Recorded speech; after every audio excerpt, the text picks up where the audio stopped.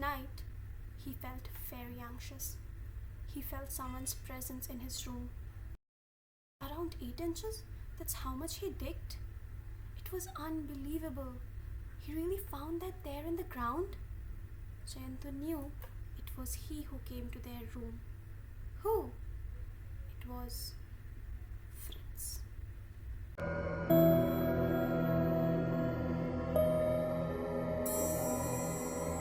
Story presents two friends Jayanto and Shankar who are on their trip to Bundi. The story revolves around the childhood experience of Jayanto and their strange encounter during their trip to Bundi.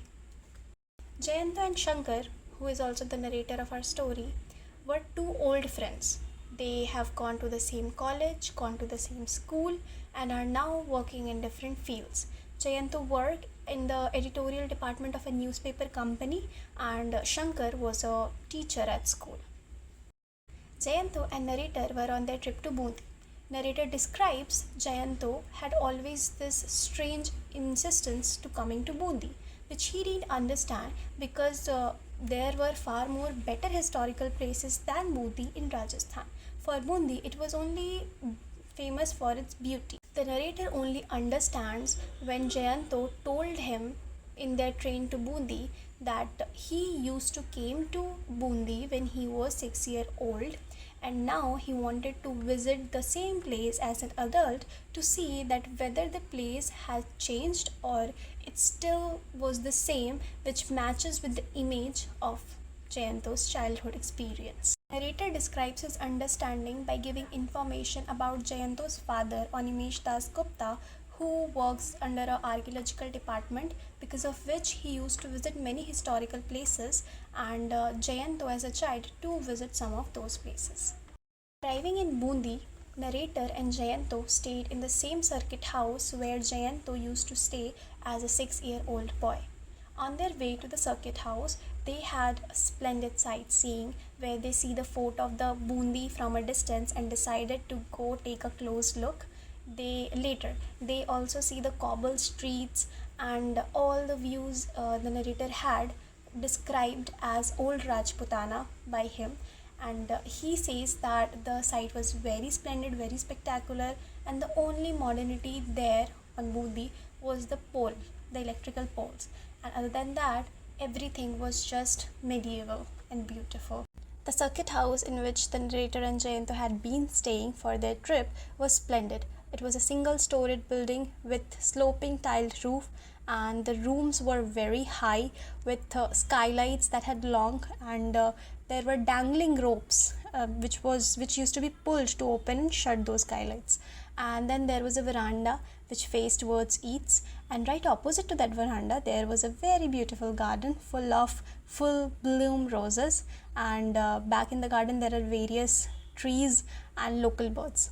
After describing the great scenic beauty of Bundi, narrator's attention get back at Jayanto. He realized that something had changed in Jayanto. He was acting strangely. He acted lost. He was absent-minded. So, out of concern, narrator asked him that whether he was all right, and in reply, Jayanto very strangely describes that he was actually feeling much better, as the place is truly wonderful. That saying, that description of from Jayanto was not a very casual one. It was given in a very strange, eerie way. Jayanto was completely lost in the place. All he could talk about are the things he used to do there as a child, which was quite normal. Like when you used to visit a place twice, you will certainly describe about the various memories you had there to your friends or to your companions. But the way he was describing, in a very anxious and in a very restless way, that was not normal for the narrator. After their refreshment, they went for a walk in the garden, and in the garden they found a deodar tree. Seeing that deodar tree, Jayanto just rushed to go near that, and he rushingly went and just stopped near the deodar tree. After getting there, Jayanto trying to recall something, and narrator was just observing him. Jayanto trying to recall about an European. This European figure was not known to narrator. He was completely unknown to the topic and had nothing to say on that matter. At that time period, Jayanto's memory were also vague, thus he also didn't recall that European he was talking about. And they went back.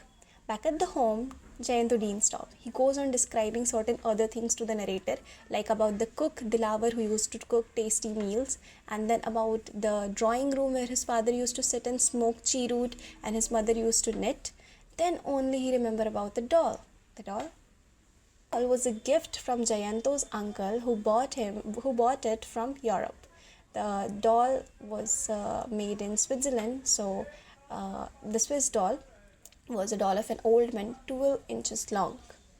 The doll was very handsome, like well dressed and have boots and hats.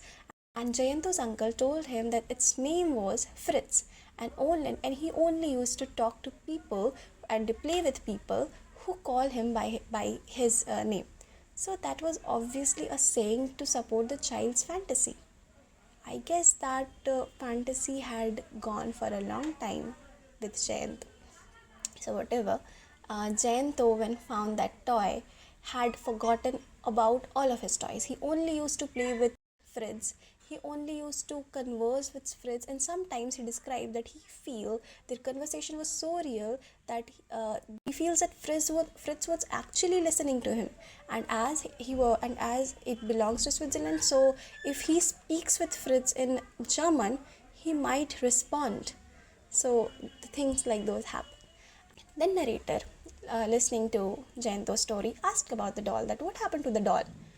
The Jayanto got sad, and in very repressive way, he describes that one day he was sitting and having tea with his parents, and by mistake he just spilled the tea on his pants, and he went inside the house to clean his pant by placing Fritz right next to him there in the garden. And when he came back after cleaning himself, he found that Fritz was not there. He was gone.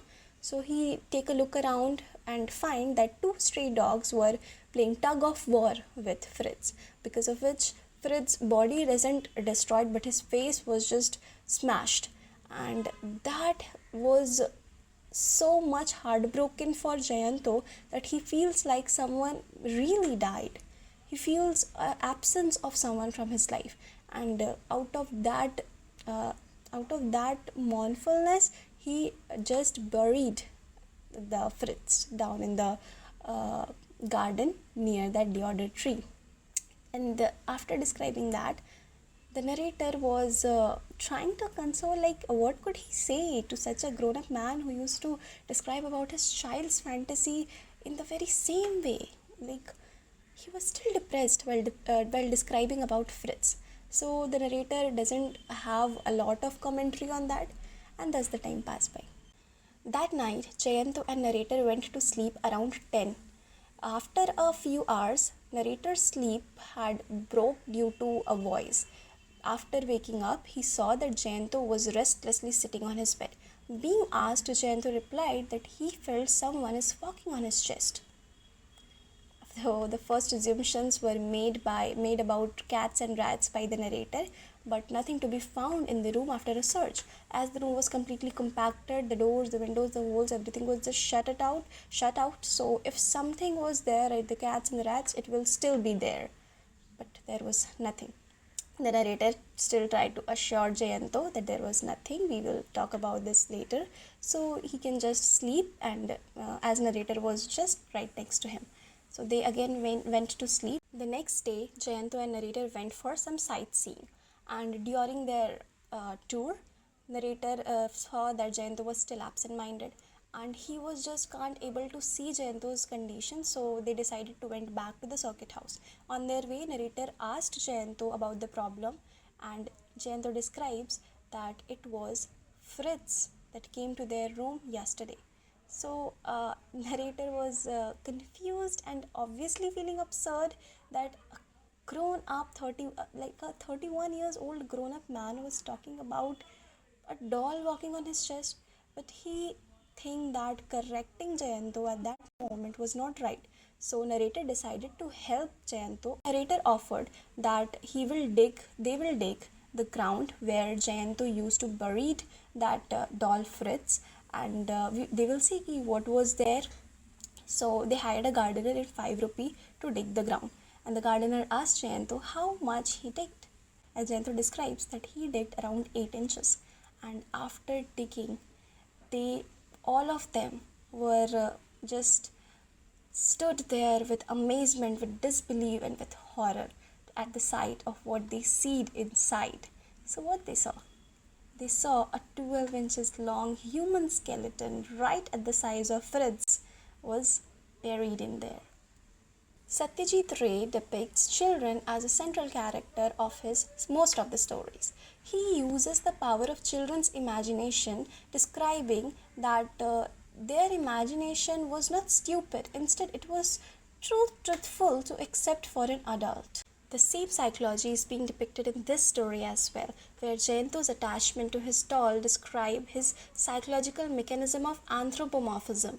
Anthropomorphism means like the power of imagination which really gives life to a non-living thing, like it gives life to Fritz. The story describes that how nostalgia can reactivate the childhood perceptions of an adult. Thus, when Jayanto revisited the same place years later, he got all those memories back about his doll, about the feeling he used to feel during on his death, and the way he felt when he used to play with that doll. So all these things just blurs out the line of childhood imagination and adult rationality in Jayanto. Finding the skeleton after digging the ground was still a mystery, but it was nothing but a complete power of a mind's imagination. It shows how powerful our mind is, how powerful a child's imaginations are.